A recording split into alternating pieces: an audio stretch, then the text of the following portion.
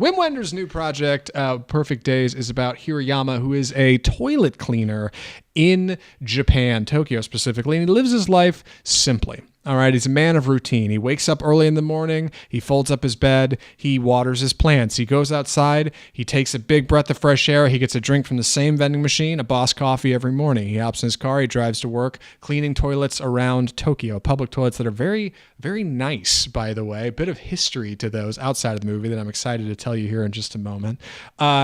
That's pretty much it. He eats lunch in the same park. He takes a photo of the trees. He sees people, the same people throughout every day. He sees his coworker who's lazy and uninspired. He'll see a woman sitting on the bench across from him, kind of looking forlornly, similar to him. And on occasion, different people might wander into his life. His sister from long ago, a niece. He may find out that his cassette tape collection, which he loves and is very old, is now worth a lot because cassettes are worth something. But that's it. Fundamentally, Perfect Days is just a series of days in the life of this man. And what's so interesting about Perfect Days is I think it is uniquely slow cinema. I've heard it compared to Jim Jarmusch's Patterson, which I haven't seen, but I would assume is probably also slow in this pace. So if you've seen Patterson, there you go. Perfect Days is uniquely about a man whose life is not really that good. It's actually kind of bad. But he doesn't see it that way. And he's aware of how things are in his life, but he chooses to live simply, and he chooses to ignore the things that frustrate him, and he chooses to be happy and look on the bright side and see the right side of things. And in that way, I think the spirit of Perfect Days is really redeemable. Like it's really heartfelt. And it's a really, really quantitatively strong message for the people that are there to see it. But it's also 2 hours long, and I know a lot of people who would watch this movie and say, "Oh my God, it's so boring." It's a bit of a struggle, and I think that's where we should start talking about it. Andy, what did you think of Perfect Days? It's definitely slow, but I was with it pretty much the whole time.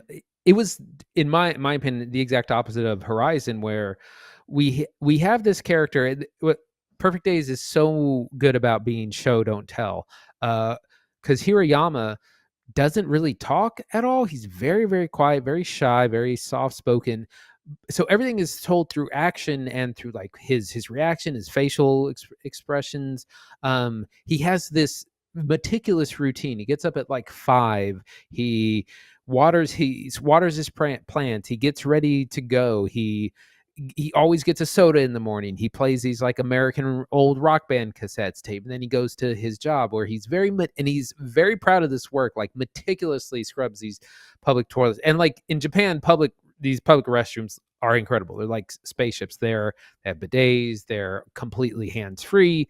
It's a completely different society, but also, I mean, he's got this mirror that he looks under the toilet and under the room to make sure it's spotless, like cleans everything, has a very meticulous routine, goes home, goes to this public place to shower.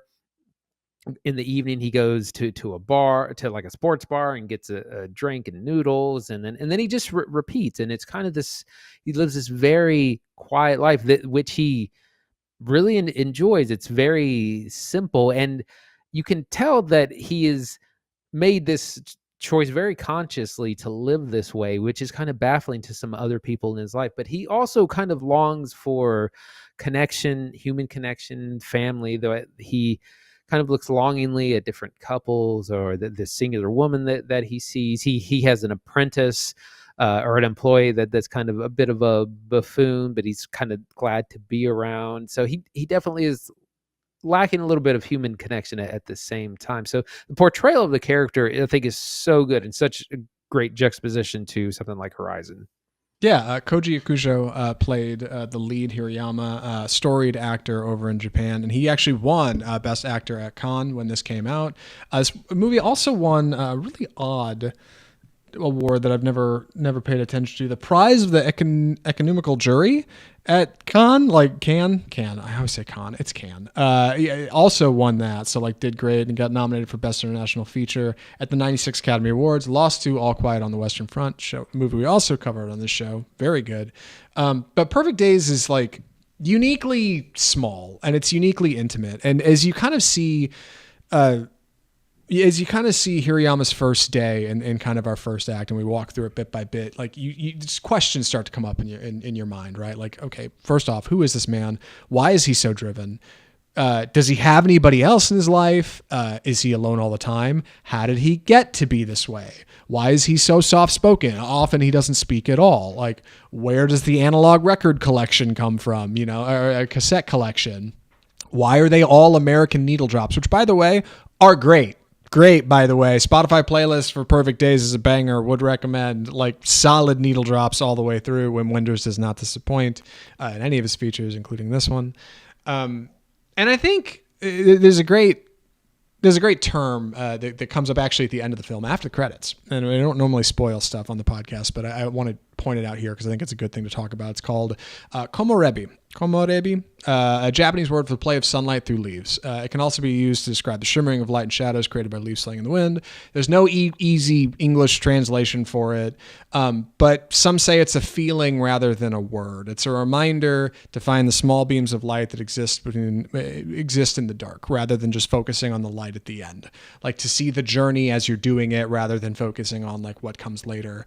And that seems to be Hirayama's like fundamental like thing, his reason for being. It's the thing that he chases. In fact, when he's on lunch, he'll take photos of the trees above him and go through them and pick his favorites and keep them and catalog them meticulously. One of his few hobbies in the film.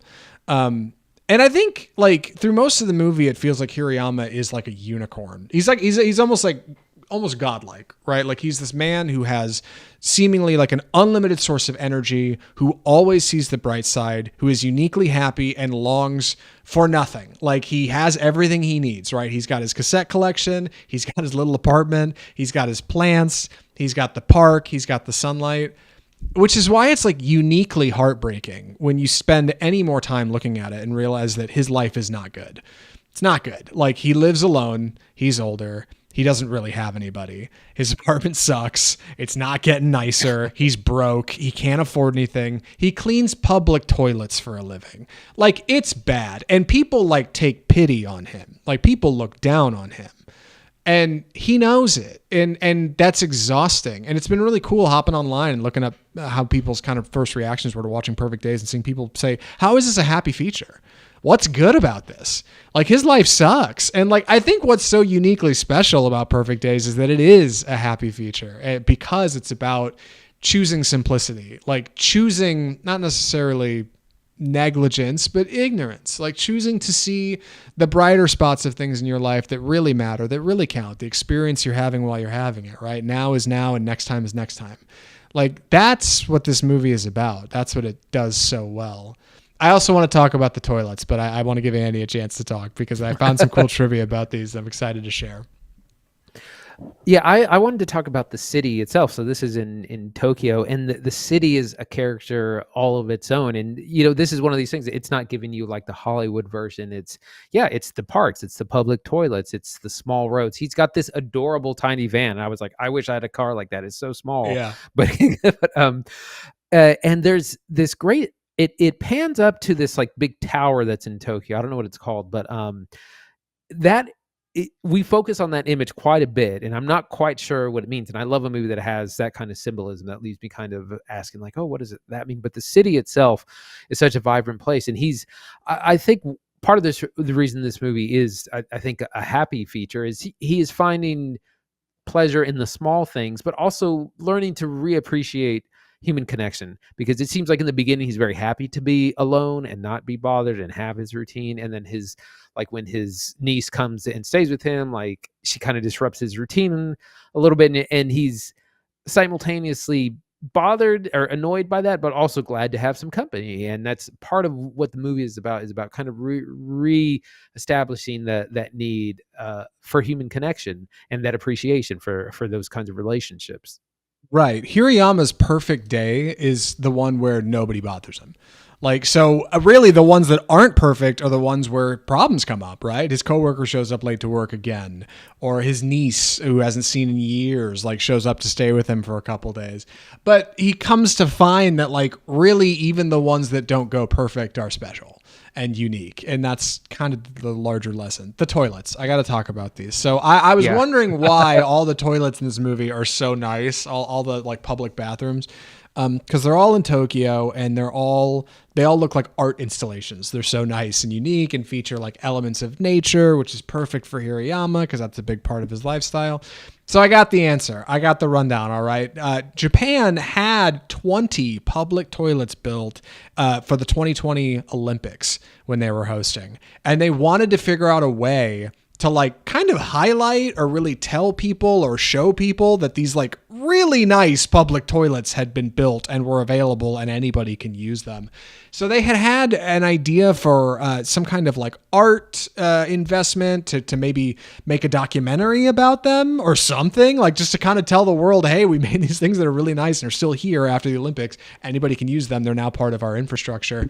And somehow Wim Wenders got into the mix for being a part of this. And then rather than make a documentary, he kind of, I don't know, he looked at him and was like, I think I should just make a feature. So they shot Perfect Days in like 17 days. It's a really quick shoot, less than a month. Start to finish, got through the whole thing, got everything they needed and moved along. But boy, like, man, if there was ever a public bathroom I wanted to use, it's in freaking Tokyo, dude. Like, these toilets he cleans are so nice. And the infrastructure he supports is so unique because he has to go to a public shower. Like he doesn't have a shower in his apartment. He can't afford one, right? Like, and he drives a crappy company van and he wears company clothes everywhere. Bike. Yeah. He has to eat out of vending machines. He can't even really cook for himself. Like, things are not that good, but also like combine this very foreign reality to me here in America with a very American soundtrack of like, the Kinks and God, who else is on that soundtrack? I don't know. I should have wrote them down before we jumped in here. And you end up with a picture that feels uniquely wholesome and very universal, like regardless of where you're watching. Hirayama enjoys foreign music, and I'm watching a foreign film from the place where his music is coming from. Like that gives you a connection like that feels very special. And I don't know how exactly Wenders landed on that, but man, it just feels so special. But before we wrap up, I do want to talk about it is 2 hours long, and boy, like it when you're going on like your 5th or 6th day with Hirayama, you're like, okay, going to the toilets. I know, they do get shorter. They do get shorter. That's right, and things happen in them for sure. But the routine starts to feel very samey, and I think that's another part of the reason why people have walked away from this and been like, it's dull and sad, and Hirayama's life sucks, like because he does the same thing all the time. Your mileage may vary, I guess.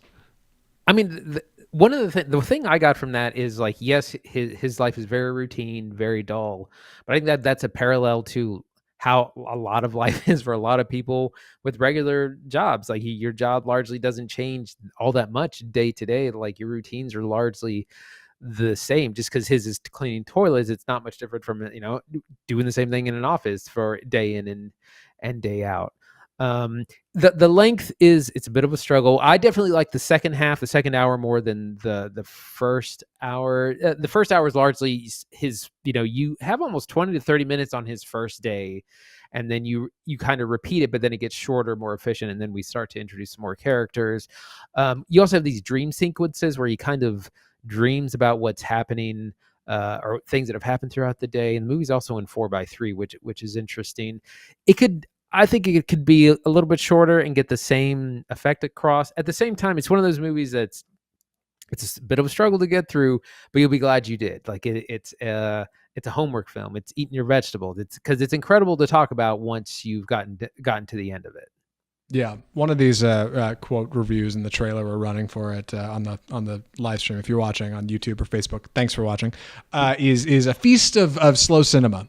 Right, a feast, and I think that's accurate. Like it is slow, but in the best ways. Like in the way that you want slow cinema to be, not so achingly slow that something like Memoria, you're like, oh my god, I'm watching a slideshow. Like, you mentioned it's 4:3. I do wish it was widescreen. It's beautiful. It's a very well shot film. Like it's a shame that you don't actually get those sides of the frame at all. It's just like a square, but I think it plays to like the lo-fi analog nature of Hirayama's life. The simplistic nature of it. Yeah, for sure. Right. And I see that. But also, man, like widescreen would have been rad. Either way, I'm glad we watched Perfect Days. Like, it got a lot of buzz last year, and we had missed it, and I wasn't really sure if we were going to catch it. So, shout out to Hulu for hosting. Andy, any other thoughts or recommendations? No, I think I'm ready. Andy, would you recommend Perfect Days?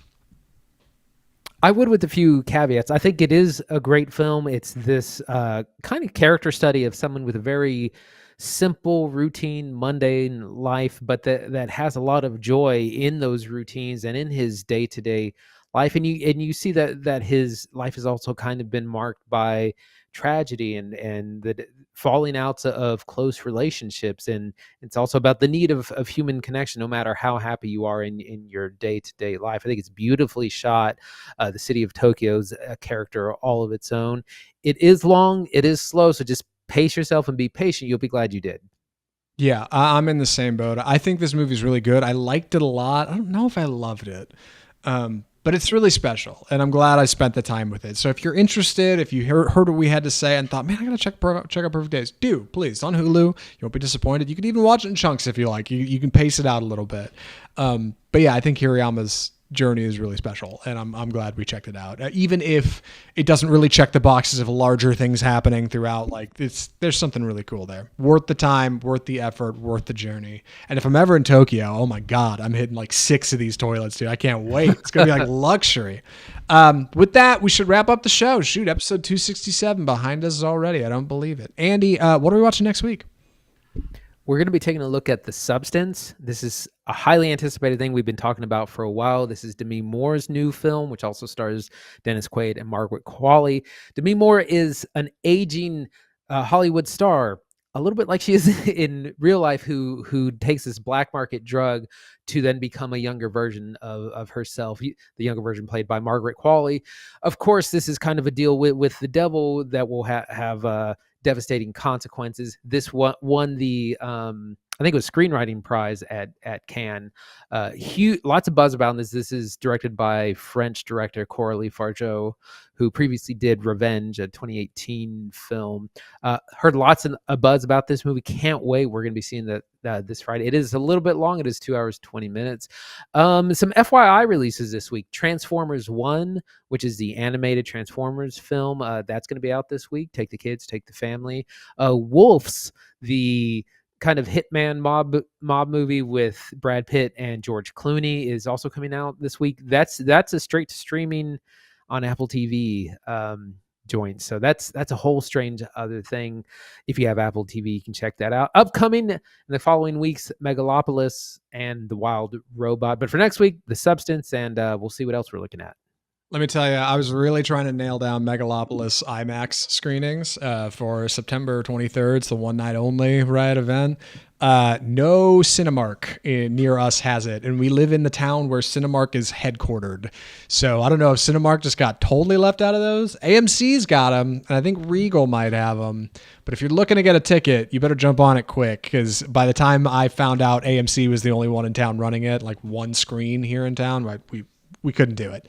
We will go see Megalopolis, though. Stoked to see it. Very excited for Substance. I hate the runtime, but it looks so weird, dude. Body horror and big weird lenses and all kinds of freaky stuff. I hope it's rad. People throwing up in the aisles. That's right, dude. I can't wait. Dennis Quaid playing a freak. Oh, it's gonna be good. I hope. Boy, it's all I can hope for. Clearly, I'm not overhyped. But if you're excited about The Substance, are you looking forward to Megalopolis? Maybe have some suggestions for things we should watch that maybe you've seen. Right? Let us know. Best way to let us know is to email us directly, mail at offscriptfilmreview.com, or you can check out our website, of course, offscriptfilmreview.com. Email your thinking, but it's 2024. I want to comment in a box, and you can. We put the show on YouTube, Facebook, Instagram, TikTok, Twitter. We're on all the usual social media places, and of course, for our audio listeners, we're on iTunes, Google Play, Spotify, iHeartMedia, Amazon Music. I think we're floating around over there, all the usual places. You can find us off script right there every week. Every Tuesday, except this week because it's Wednesday because I had something going on, admittedly. But next Tuesday, we'll be back with The Substance and more. And, God, I think that's it from all of us. Oh, and subscribe, of course, and like and comment and click the notification bell, all the usual stuff. Do a solid for you boys here at Offscript. We'd appreciate it. We appreciate you. And from all of us at Offscript, the home of Bold Cinema, I'm Zach Lewis. And I'm Dr. Draper. Thanks for watching.